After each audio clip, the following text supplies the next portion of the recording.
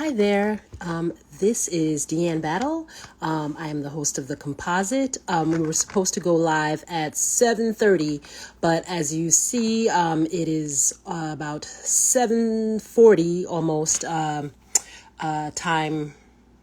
almost 7:40 EST, Eastern Standard Time. Sorry, I've just been really tired this week. Now, the reason I was running a few minutes late, I was trying to get my computer set up here. So this is season 2 of the Composite. Unfortunately for me, I had a bad connection for episode 3 and episode 6. Oh, hi. Okay, so we've got somebody in the chat here. Hi, do you need help or is that a hello? If you need help, let me know. I lost 2 episodes and both of the episodes, were about 35-40 minutes. The lives didn't save on Instagram. They didn't save on my phone. It was like, listen, this show is very basic. As you can see, I did a little something with the lighting here, so hopefully that helps. But it still sucks to lose, content. So what I was thinking tonight is to try to set up my computer. So that was why I was running a few minutes late. I'm still trying to set up on my computer in the background here. So what I might do is just stay on until that gets going, or it's really old. It needs a lot of encouragement to get going. Or we'll just hope and pray that this live saves. And going forward, I might just transfer over to YouTube, so that isn't as much of an issue. When I wanted to do this show, I was just a little hesitant of getting on YouTube itself, although I do post the playbacks on YouTube. I didn't want to be a YouTuber, if that makes any sense. I like this format a little bit better. But yeah, if the lives are not saving, I might really have to be on YouTube. So, we'll see. Why didn't I want to be a YouTuber? I should probably explain that a little bit more. It's just, and I follow, several YouTubers, for podcasts, people that read cards and stuff like that. But, just sometimes like the fact that they're always like, okay, folks, like and subscribe, post something in the comments, whatever. It just seems like a very artificial format that they're somehow forced to follow because they all say the same thing. So, hold on. Okay, it's fine. It seems like on YouTube, the people that post content there, that it's an artificial format that they're all forced to follow so they can, generate revenue, have followers, so I don't blame them. That's just, that platform, but I didn't want to be doing that. So that's why I've been doing episodes of the show here and then posting them over on YouTube. But like I said, if it's not saving, then I don't want to keep losing content. So I might, before the end of season 2, go ahead and move over to YouTube. We shall see. So I haven't been on since I think October 11th and it's November 3rd. As you see, I'm alive. I've just been super busy. What's happening is, I had mentioned I had this really long commute and it's gotten longer. Actually on Wednesday, I spent a total, I believe, of 8 hours or maybe 7 hours and 50 minutes. I want to be honest, but almost 8 hours in my car, going to work and coming back. And that's my life Mondays, Tuesdays, and Wednesdays. And then on Thursday and Friday, I have the distinct privilege of working from home. So this is the first time I've had a hybrid schedule. I really appreciate it. Work hasn't really been stressful, but the commute is definitely stressful. Like when you have that Google map going and it out of nowhere adds an additional 45 minutes, 35 minutes while you're in the car, it's just like, dude, what the entire fuck? But, that is what it is at the point until, either I have, I hit a lick, so to speak, and get better housing in New York City or closer to New York City, or, until something else happens. So that's what that is. But all of that being said, it's really depleted my energy for the past 2 weeks because traffic has been so bad. Monday morning, I was super late to work, and I'd left the house. It was like 4:30 in the morning, 4:45. And so I was like, yeah, I'll get there. So 4:45, if, I add 3.5 hours, right? I would have gotten there by like 8:15 or something. No, I didn't get there until 9:15. So we just added an additional hour. I-95 North was closed for part of the way. And then when it opened up, the GWB was backed up 45 minutes. Traffic has just been very brutal. And so I want to use this story to help us transition into one of the things that I want to do today. So I was just like, well, what is going on with everybody? Why are they driving so damn badly? And it's really been solidly in the last 2 weeks. There were a couple of bad days here and there. I've been doing this commute September, October, so it's been a couple of months. But yeah, the last 2 weeks have been especially terrible. I'm just adjusting on the couch here, and I couldn't for the life of me figure out, like, what is going on with people? Like, are they rushing more? The weather has been decent for the most part. And then I was talking to a friend as I was stuck in traffic on Wednesday. And she was like, I just think it's collective stress, collective distress. Everybody's kind of wrapped up in their heads. The economy sucks if you don't make over a certain amount of money. And I definitely can attest to that. And, all of the strife and war and carnage that we have going on in this world right now. She was saying that it feels like it's coming from a place of collective grief. I think that's something that I might have talked about during season 1. The ways in which we share a certain amount of emotional space with each other because we're all alive at the same time right now. And so I thought about it, and then I was just like, I think that there is definitely some truth to what she was saying. And so I'm like, well, I want to address it on the show, but what can I do? Sorry, the computer's actually working now. So I might not transfer over from here to my Mac, but if the connection gets janky, then yeah, we might make a quick transfer. So I was thinking, okay, well, what can I do to be somewhat helpful? Because, I can complain and lament and all of that stuff. But at the end of the day, any jabroni on the internet can do that, right? What can I do that might be a little bit helpful or might, just be a little uplifting and positive? So I was thinking to myself, well, if there's collective grief and collective stress, maybe I could pull some cards. And so I've got my spirit animal oracle cards. I've got my, what are these called? Oh, Keepers of the Light oracle cards. And I've got my tarot cards here. And let me just, Oh, and this is the card that was on the bottom. This is the Eight of Swords.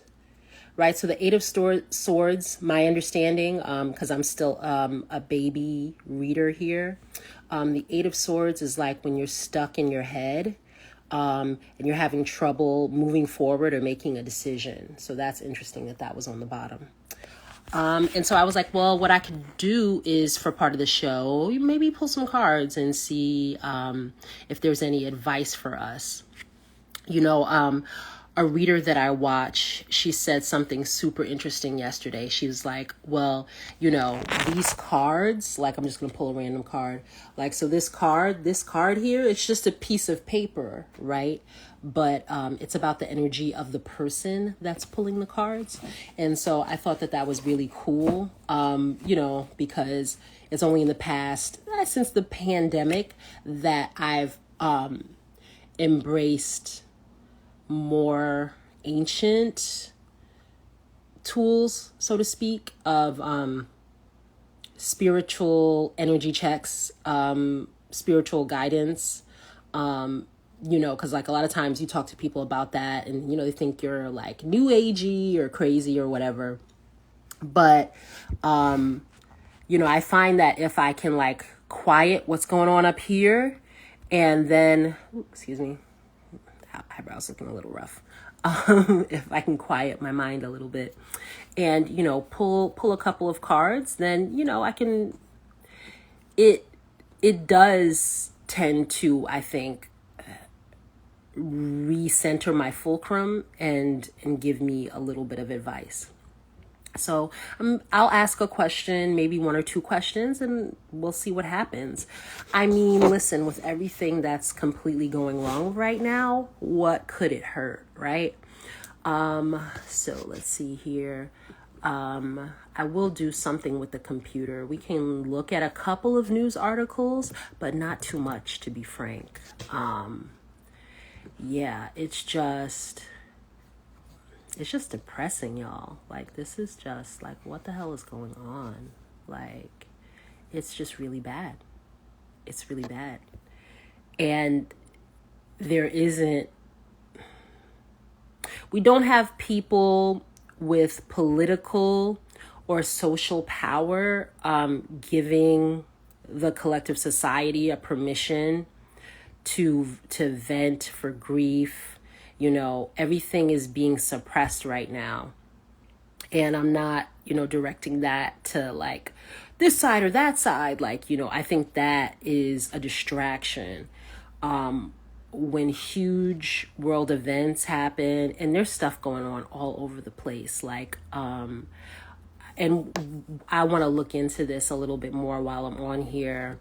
In Haiti right now, hold on a second. I was listening to something on the radio and I had to turn the story off because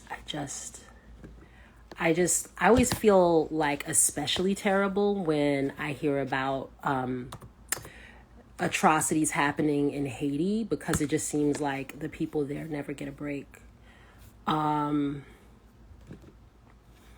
Okay, yeah.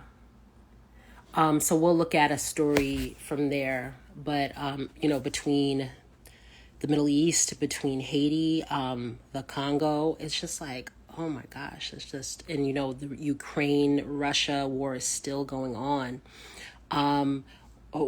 We need those that lead us, again, whether they lead from an entertainment sense or if they lead from a political sense, a social sense, so on and so forth. We need people to give us permission for this collective grief and release, which is not happening right now. And the only reason I say, you know, someone in power is just because it just feels like we are so disconnected at an individual level that a regular person wouldn't really be able to mobilize us quickly enough, because, you know, this emotional release needs to happen quickly just because everything is escalating so fast. All right, so, all right, that's a good one to set up. So I'm just going to run some cards and see what happens. Okay. Now what I do generally, folks, is I start with the oracle cards, both sets of oracle cards, just to give like a general energy check, right? So like what's in the air, what's in the ethos. And then, I follow up with the tarot for a more specific message. So we're thinking about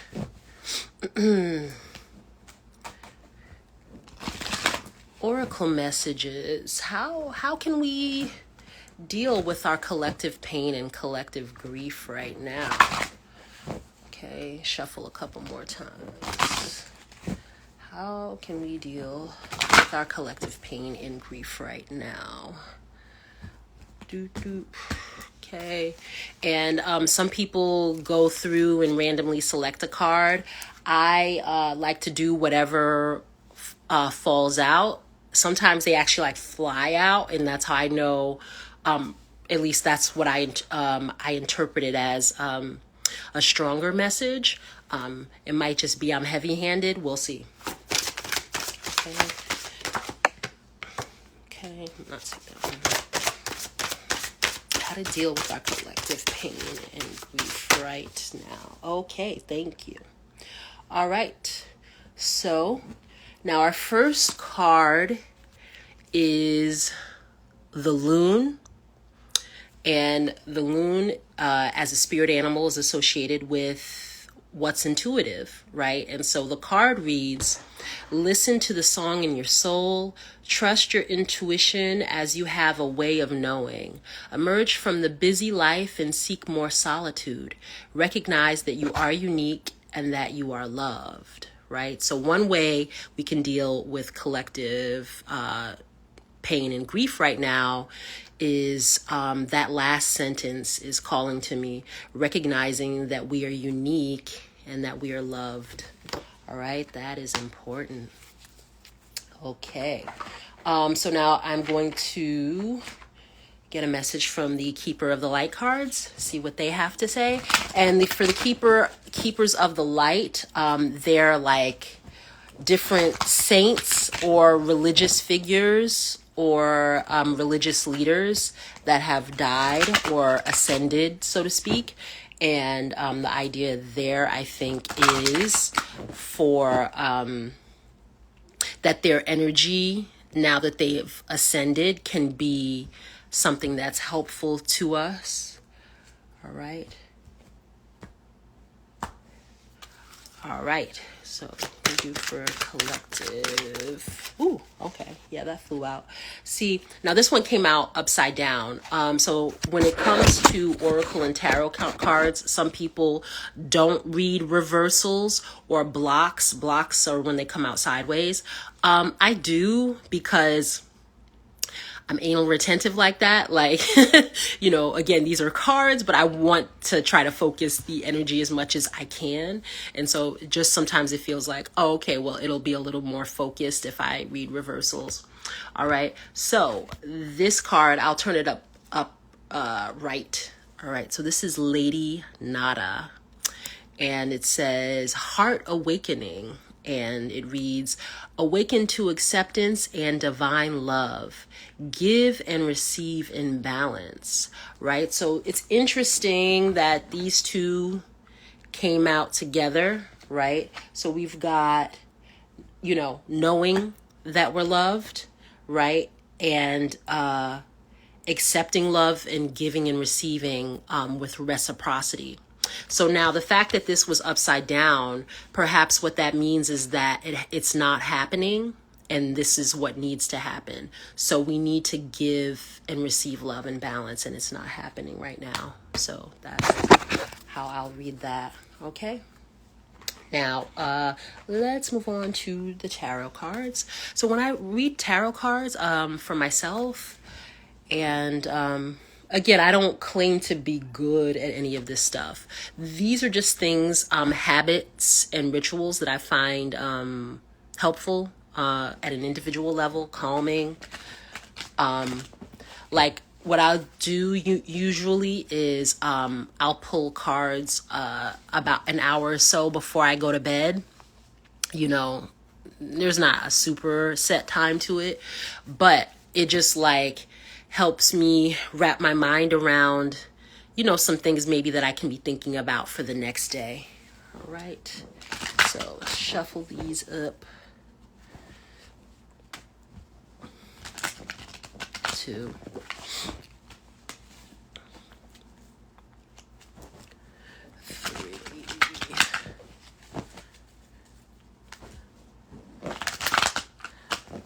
Just like to make sure they're shuffled well enough.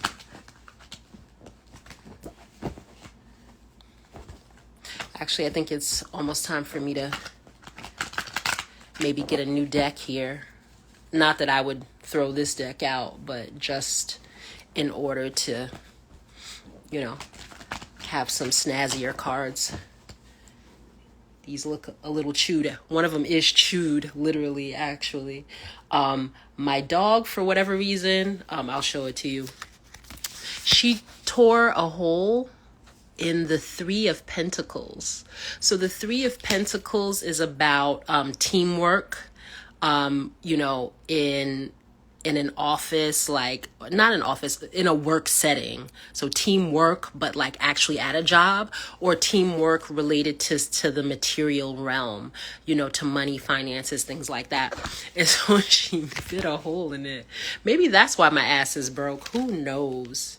But that was the only card that she bit.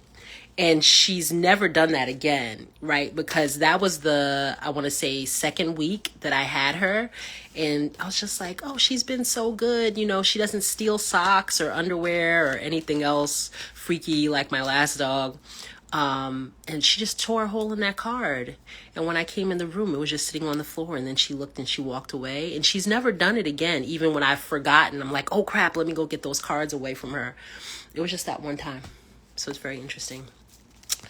Okay, messages here. What advice do you have for us to deal with our collective pain and grief at this time? Okay.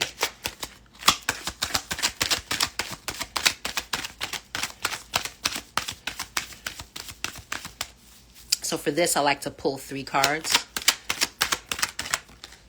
Okay, thank you. Wow. All right, so I had 2 come out at one time. I'll show them to you all at once. And then, thank you, one more. We do to deal with our collective pain and grief at this time. Oh, well, actually, okay. All right, 4 came out. So we shall see. Okay, so the first card was the 9 of Cups, right? And so the 9 of Cups deals with wish fulfillment, right? Realizing, something that you've emotionally longed for. Then we have the Ace of Cups, right? So Ace of Cups is like the spark of something new, whether it's love or creativity, right? Cups are anything really that has to do with emotions, like, what's going on inside your heart. Then we have the Ace of Pentacles, right? So the Ace of Pentacles, it's like a new opportunity as it relates to money, finances, or kind of security when it comes to like the home or something like that, right? Because Pentacles represent earth, right? So earthly matters, being rooted, let's say. This is the first time I'm ever like doing this in front of anybody. So if my explanations seem a little shaky, again, I'm not a professional reader of anything. And the last card that we have here is the 4 of Cups. Now, let me look this one up on my computer quickly. I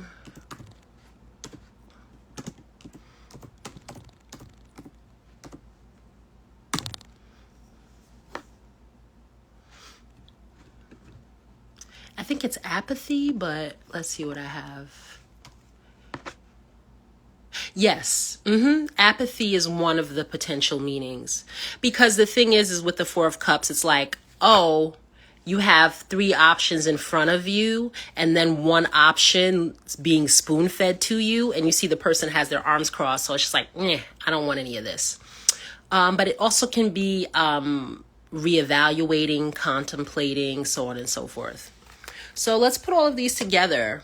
So initially, one of the most interesting things I can connect to here is that, right, both of the oracle cards spoke very specifically about love, capacity for love. And then it's just interesting that three of these cards are from the Suit of Cups, which deals very directly with, emotions, love, right? The water overflowing, or the fluidity of those emotions. So that's super interesting to me. If I can venture a guess to put it all together, so I asked, right, how can we deal with our collective pain and grief at this time as humanity? So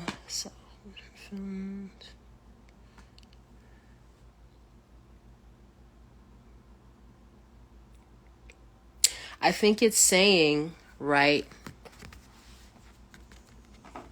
the fulfillment, right, our internal heart space should be filled with some new opportunities here, right, which these both represent, emotional and material opportunities. And maybe we shouldn't turn up our nose at those new opportunities. So the way I'm reading that is we are only going to find fulfillment when... So we only find fulfillment. Sorry, this is the first time I'm doing this, so if this is awkward, my apologies. So we're going to be fulfilled, right, when we are open to these new opportunities, whether they be emotional or earthly, right? And really take an opportunity to be open, without dismissing things out of hand. So perhaps, the grief and the pain is coming from these loops that we get stuck in, and that we're not actually giving ourselves permission to think differently, which is a little bit of what I was saying when I was saying, like, it would be nice if someone with a big enough platform gave us the space to really, let it out. But so I think it's somewhat related. Yeah. So fulfillment comes, right, from embracing those new opportunities, whether they be in the earthly realm or the emotional realm, and to maybe not turn our nose up when we're being called in a different direction, when we're being called to take different actions. So that's what I got. So hopefully that might be helpful for someone, either when I post this or later down the line. Put these to the side here. In terms of news stories, right? So I did say that I wanted to look into what was happening in Haiti right now.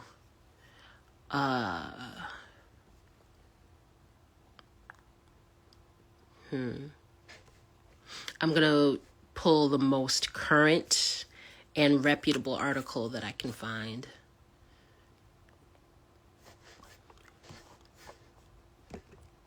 So, the past 24 hours.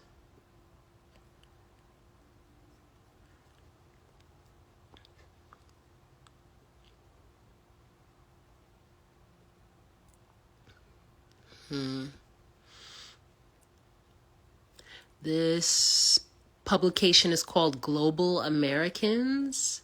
I've never heard of it before, but hold on a second here. We can check it out.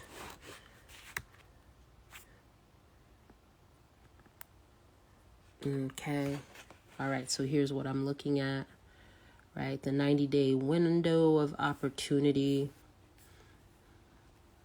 Okay. In the wake of the announcement of a Kenyan police security deployed to Haiti, public attention to the crisis in the country's facing shifted. Okay. I'm going to turn this back around. It's kind of hard to manage that with both hands. But yes, what is the crisis? Because when I heard the story in my car as like everybody was honking and being nutty, I only heard half of it. So I want to get the beginning of what's going on here.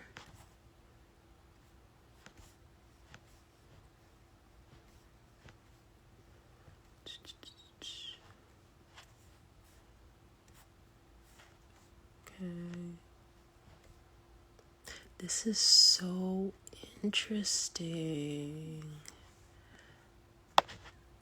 So what I did, folks, was I Googled Haiti and then I clicked the news link and then I scaled it back to the last 24 hours. And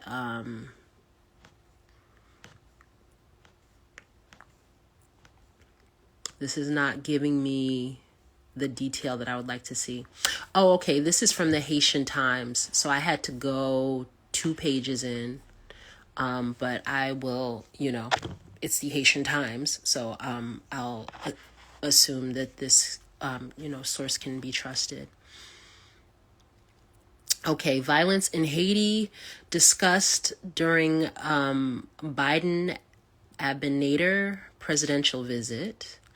Biden and Abinader forge alliances as Haiti grapples with insecurity and diplomatic dispute with the Dominican Republic, per usual. Let me take a time out here. So you've got the Palestinians and the Israelis. You've got the Ukrainians and the Russians. You've got the Haitians and the Dominicans. These are just really, really ancient conflicts that, I'm not going to say that they were ever calm, but they're all flaring up at the same time. How is that possible? Okay, so here's, the part of the article they'll let me see because this is behind a paywall. Okay, Haiti's gang-fueled violence was among several points that United States President Joe Biden and Dominican President Luis Abinader discussed during a bilateral meeting at the White House Thursday ahead of a regional summit. Okay, so there's like a lot of gang violence. But I heard something about like people being displaced after a killing. So maybe the gangs had killed someone. Sorry, this is embarrassing. Why can't I get good information on this? Okay, so this is another thing and then we'll move on. Another site, this is called Mirage News. Note, calling your news site Mirage, maybe not the best combo. But I digress. Okay, so this is also referring to the meeting between the Dominican and American presidents to discuss shared priorities. The two leaders discussed how the two countries can closely cooperate to create sustainable economic development. Okay.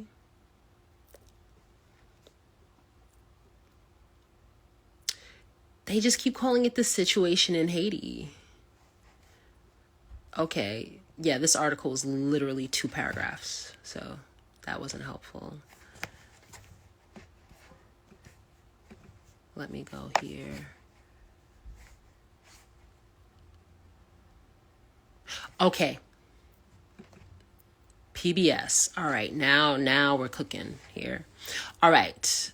But this article is from Halloween, so it is, a little old. I thought, like, if I was looking for more current information, that it might be more helpful to whoever is watching it right now. I'll digress for a second here, and then I'll go back to the article. One thing that I've tried to be careful with since I've started this show is that, a lot of people on YouTube and other platforms, they'll half-heartedly see one article and then they lead people down these rabbit holes that are just very half-assed and not fully thought through. And it's just like, I feel like there are enough people on the internet doing that. So I'm like, okay, this is primarily, a random assemblage, right? Which is why it's called the Composite of my thoughts and ideas. But I'm not a bullshit artist. So it's just like, I don't want to say, oh, okay, like pick any random article out of the sky without saying, does this look like it's plausible, right? I don't want to give people information that's just not plausible. I think that's irresponsible, especially with all the disinformation that we have circulating on the interweb. All right. And that's my after school special message. And let's see what this article says. All right. So I will show you this one because it's on PBS. So now people can argue that PBS might have a political slant to it, to the more what's considered quote unquote liberal elements. But nevertheless, I think that their overall, the information that they're presenting tends to be solid. All right. I'm saying that and then watch a big correction come out about this article that it's fake.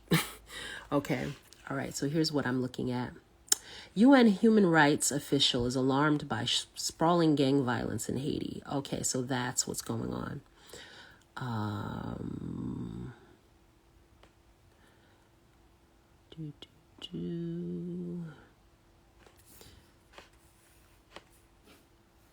A spike in violence that has displaced more than 200 people. Okay, so that was the part that I heard in the car. That was so sad that they were talking about, the people had nowhere to go.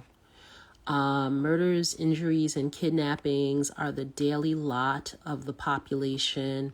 An entire generation is seemingly being sacrificed by violence. Yeah, that's happening everywhere. I'm so sorry to hear this for them. And the future of a country is threatened by the dramatic situation faced by its youth. Yes. More than 1,230 killings and 701 kidnappings were reported from July 1st to September 30th. My God. Oh, boy. An estimated 200 gangs in Haiti. Oh, gosh. Okay, let's not. Yeah, I can't mess with that anymore. That's depressing, too. Goodness. Yeah, so what I'll do is say, to anyone that is dealing with that situation, I'll just send prayers and love and just, it just sounds so useless to say it, but that's what I have. I don't even really have money to donate right now. So, but I think, because things are escalating, between, Israel and the Palestinians so quickly, I think, we're not, necessarily thinking too much about other stuff. But so when I heard that, I was like, I didn't know that they've been dealing with that extreme level of violence. I wonder what the origins of it are. Let me look a little further in the article and then I'll move on here. Wow, a major challenge is the fact that many gang members are children, O'Neill said. It will be necessary to implement rehabilitation and reintegration programs for the vast majority of them. So it's another cycle repeating itself. It reminds me of when I first heard about child soldiers, that was a thing that people did.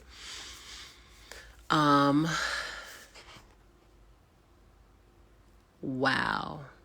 Okay, it says here too, he also noted that gang violence has spread to previously peaceful areas in Haiti's central and northwest regions, and that more than 500,000 children have no access to education given the spike in violence. So the level of deprivation, if I'm reading between the lines of this article here, are, leaving the children vulnerable to the criminal elements that are there. And the people that run the gangs, this is something that I've read about and seen. They're probably using children because, a child is it's easier for a child to fly under the radar. And the legal consequences for children wouldn't be as bad, although maybe that's just a thing in the U.S. I'm not sure in terms of Haitian law if that's really the case. So yeah, there's that. Yikes, I'm really sorry to hear that. Other things going on.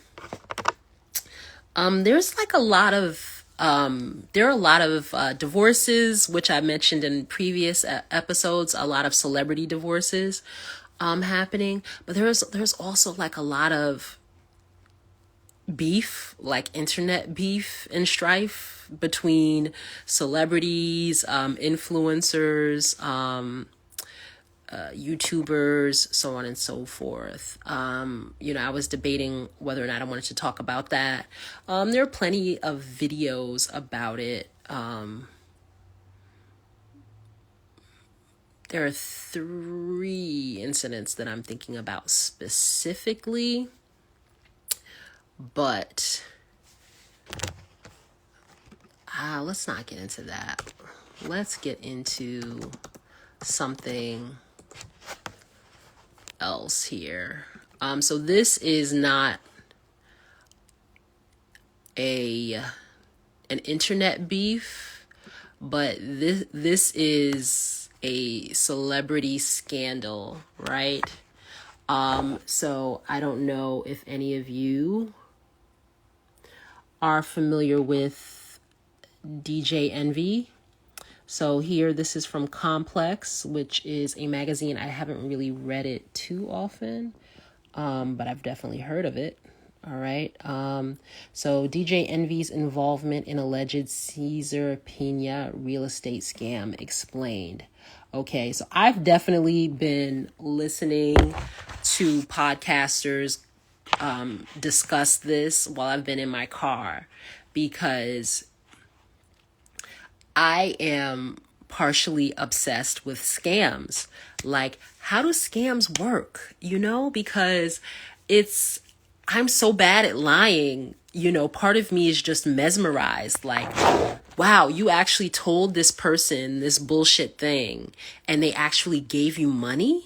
How does that work? And it doesn't work forever. I think the company that Caesar and Envy created together started in 2017. Maybe the article will tell us, but I'm just fascinated. I'm like, how do scams work? Like, what do you do? It's just, I haven't been scammed that often, I don't think, just because I am not very trusting. I don't really believe most people, which creates its own issues. But, at least I didn't give $300,000 to somebody for like real estate that doesn't exist. I digress. Let's look at the article. So, little preamble. Okay, so DJ Envy, if you have not heard of him, he is one of the longstanding co-hosts of the Breakfast Club, which is on Power 105 in New York. So if you're from New York, if you're from New York and you listen to the radio, you most likely know who DJ Envy is. So he's a big radio personality, right? He makes appearances. He has an annual car show. So he has his own platform and his own, machine going outside of the Breakfast Club. So that's the little preamble. So the article here says, DJ Envy has been making headlines for all the wrong reasons after his former real estate business partner, Cesar Pina, was arrested and charged with federal, wire fraud last month. Pina is accused of defrauding dozens of people through an alleged Ponzi scheme. Victims are accusing Envy, who was not charged, of using his celebrity status to lure people into the alleged real estate scam.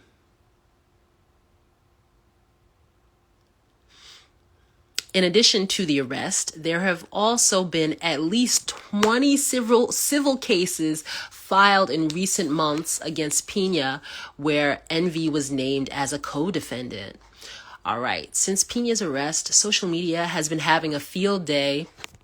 I'm contributing to that. Trolling the Breakfast Club co-host. The 46-year-old has denied he had any knowledge of Pina's alleged wrongdoings, saying that during an episode of the Breakfast Club, for anybody to say that I was involved, that's totally not true. I would never. I've been on the radio close to 30 years, and never in my 30 years time did I do nothing but try to uplift people. He should have said, did I do anything, I believe, but try to uplift people. And I would never take $1 from somebody. Some of Envy's peers had warned him about Pina over the years, but Envy chose to stick with Pina. Now he's in the middle of a very complex legal issue. So how exactly did the radio host get himself involved in this messy situation? So I'm going to stop reading there. So what I know about Cesar Pina, just from, different interviews with people that were harmed and affected by this Ponzi scheme. So he was, formally incarcerated. And here's the thing, though. He was incarcerated for credit card fraud. So he went from being incarcerated for credit card fraud. He gets out, and then this scam that he had with Envy, I think this thing was worth, I'm seeing anything from, I saw one figure of $80 million. I saw another figure of $100 million. So they did a ton of scamming. And then the thing is, people who experienced this said that Cesar was telling them to bring them cash. If it's a reputable real estate deal, like, why would you bring a garbage bag full of money or something like that? And he's not a particularly professional looking guy, which, doesn't necessarily, mean don't do business with him. It just means, as always, do your due diligence, right? Because, for me, if just somebody like in just a sloppy t-shirt and sweatpants, I would tend to believe, frankly, that person probably would not be able to make me a 30% return in less than 6 months on my investment. And I'll claim that that's my bias, right? But somebody that's making that sort of money, I would want to be able to see it a bit in terms of their presentation. And so the way the scam worked, for, just in case anybody hasn't heard of it. So Cesar and Envy, right, they would rent, conference halls, and they would have real estate seminars, and I think it was like between $100 and $300 depending. And so at the real estate seminars, that's where they would find the marks. And so they would talk to people and mingle or whatever, and then they say, okay, well, here's our opportunity.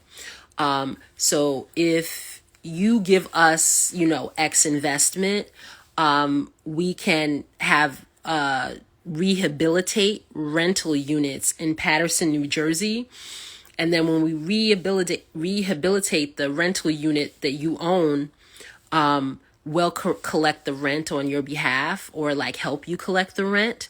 We'll take a percentage, but the rest will be pure profit for you because you're a landlord now. So it sounds like super easy, and super lucrative. But then it's like, well, if y'all got it like that, then why do you need somebody's $200,000? Or like one guy, he seemed like he was a music producer, and he said, like an engineer or something. And he said he gave Envy and Caesar $1 million. And I'm like, are you serious? But he said he did it on the strength of DJ Envy. And that's the part of the story that really appeals to me. That, I mean, I know to a certain degree, Envy has to say, oh, I didn't know anything about it. But if you didn't know that this was happening, you have to be the dumbest motherfucker out here. Like, why? You're the one who has something to lose, right? The other guy, Caesar, he was already in jail. Okay? He's not the celebrity. So you just jeopardized your whole brand to do business with this guy. So just because he was a jailbird does not mean that he can't be a legitimate businessman. But again, I'm going to stress, that's why you do your due diligence. You have to know, like, okay, what is your plan? How do you want to work with me? How can we make this work? Can you show me financials from other businesses that you had? Can you give me references from people that have done business with you? And it just seems like there would be a whole protocol that you would go through. But for him to sit there and just be like, oh, I know what's going on. Like, dude, you were in business from, it says DJ Envy first linked with Pina in 2017. So it's been a whole 6 going on 7 years out here, and you're saying you didn't know how any of this was happening? It seems extremely disingenuous. And it's unfortunate because I think this puts Envy in a situation where he's probably going to lose his job. He'll probably lose his brand. And I'll wrap up in a few minutes here because, like I said, plenty of people have covered this topic. But damn.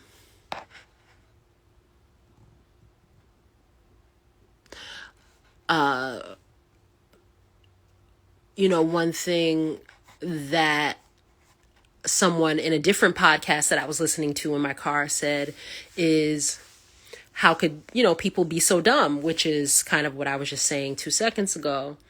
And one of the other people had a really interesting response. It was like, sometimes people, they get so downtrodden, and, like if you come from a situation where you grew up poor, or, if you didn't have much, and then now you've got this accomplishment, let's say you have $100,000. You're like, wow, I have $100,000. Like nobody in the history of my family has ever had $100,000. If that's how you feel, if that's what, was going on upstairs, that this person was saying it's easy to sell hope to someone like that because that person's already in a deficit mindset. That person's already in a desperate mindset. And what the Ponzi scheme provides them is like this quick injection of hope. And I was like, oh, I never thought of it that way. But, maybe that's what it is. Maybe it's not that. Oh, I don't know if you hear Xena. She's ready to make her appearance. Hey, Xena, say hello. Hey, Stinky. And you do stink. But, saying that, okay, people, these Ponzi schemes, these people that run these schemes give folks that quick injection of hope. And that's, people are basically running off the fumes of the hope, even though in their minds that they know it's predatory and probably a bad idea. They don't want to not take the opportunity because they are feeling hopeless. And so I guess that makes sense for our times, especially after COVID hit. I think hope is on short supply, right? And so I want to bring it full circle back to the card reading that I did earlier this episode. The capacity, right, to open your heart space. Let me have a look here at the oracle cards again. I don't want to butcher how it's worded, right? Recognizing that we're unique and loved.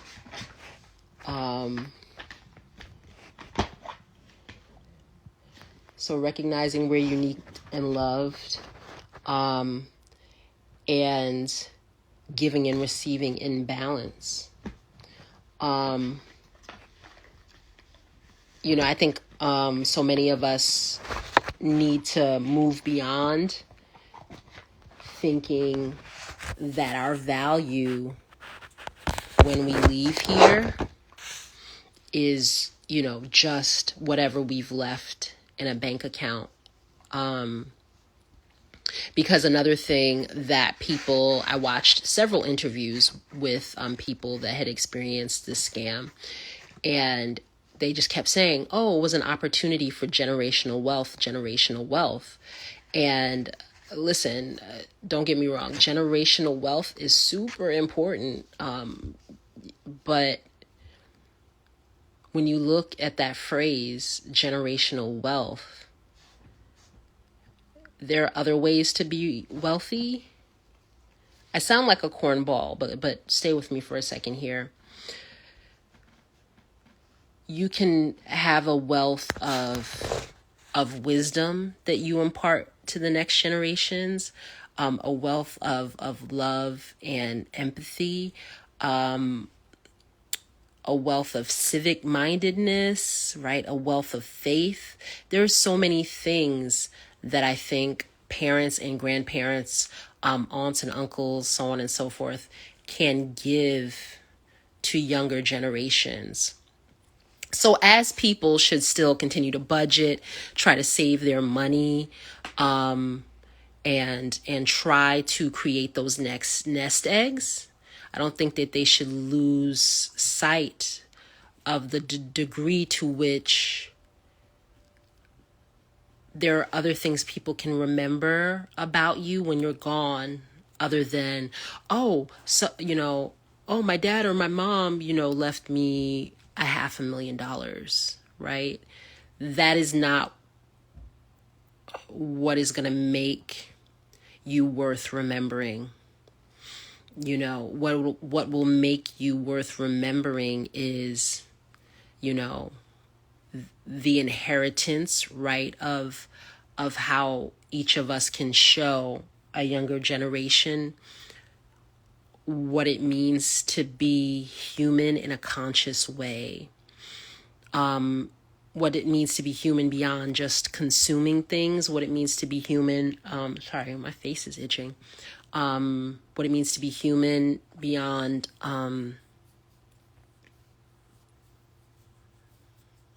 I guess, just the external, material goods. All right.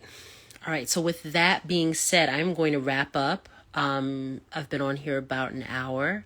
And thank you to my one guest who joined us. And I will go ahead and keep my fingers crossed that this live will actually save this time and that I can save it on YouTube.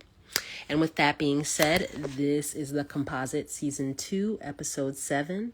I'm Deanne Battle. Thank you for joining me. Take care.